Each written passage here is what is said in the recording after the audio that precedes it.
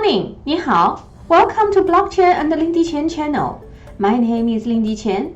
I'm very excited to be here and share my insight about blockchain with you.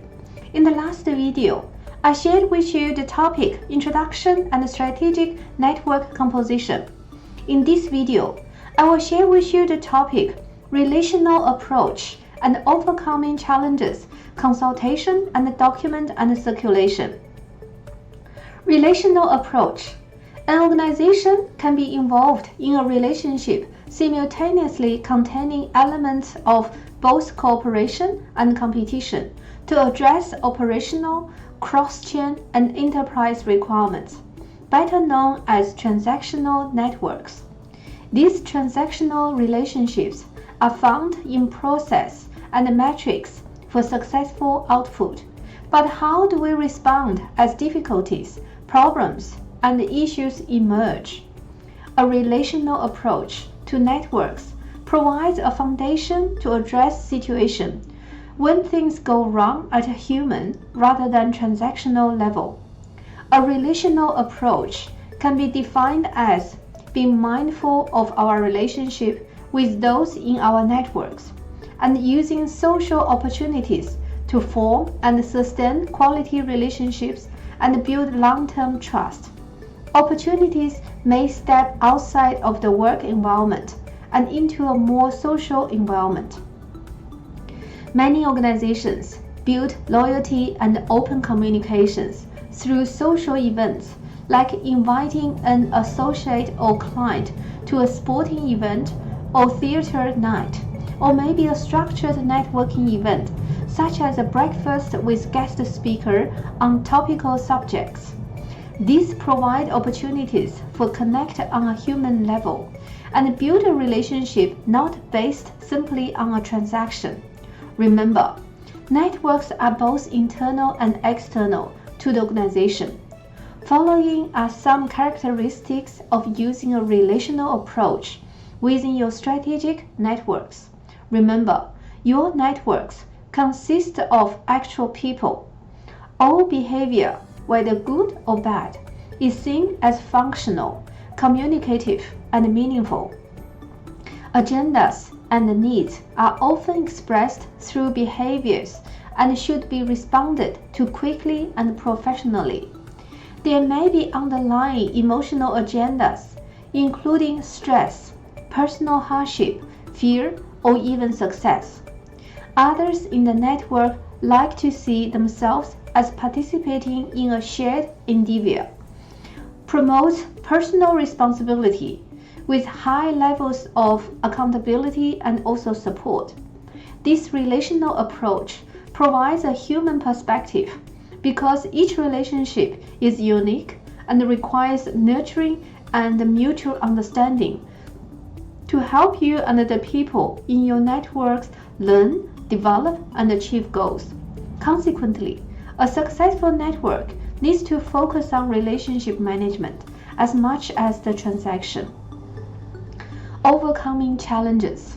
Adopting a relational approach to your strategic networks promotes communication channels that can overcome challenges and help to resolve issues and conflict.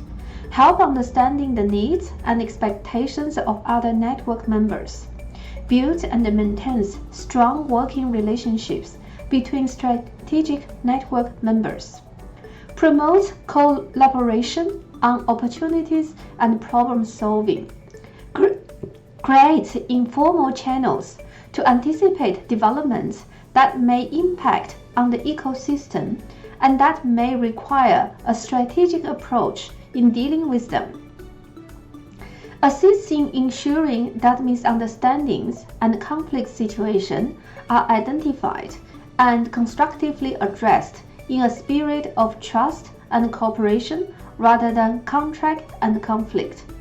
Use informal channels to seek and act upon opportunities to improve communication processes and achieve mutually beneficial outcomes. Consultation. Use the cooperative network document to provide a framework for consultation to identify the composition of members in the strategic network. Identify possible challenges when facilitating interoperability with cross-chain networks, enterprise systems, and external sources of information.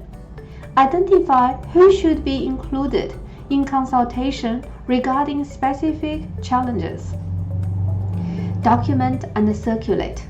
A good strategic network strategy will provide a framework for the alignment of strategic networks to the interoperability objectives of the network and ecosystem.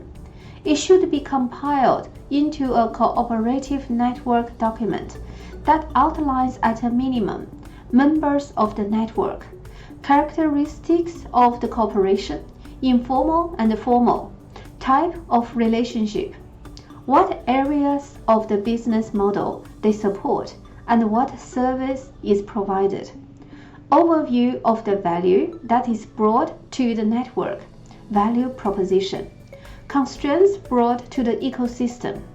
The document need not to be lengthy and complicated, but sufficiently succinct to provide a clear framework describing the cooperative network.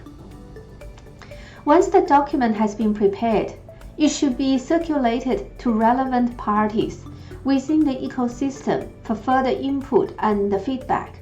You may choose to edit the document to reflect only information relevant to each specific member of the strategic network. However, you should circulate a comprehensive document within your team for input and feedback. This will provide a basis for communication, common understanding of members' roles within the strategic network. From myself, the team at China Direct Sourcing, the team at Friesen Technology, and the team at the Blockchain Collective, thank you for watching this video series. If you like what you see and hear and want to know more about it, please subscribe our channel and contact us. Good luck with your blockchain learning journey. Enjoy the program.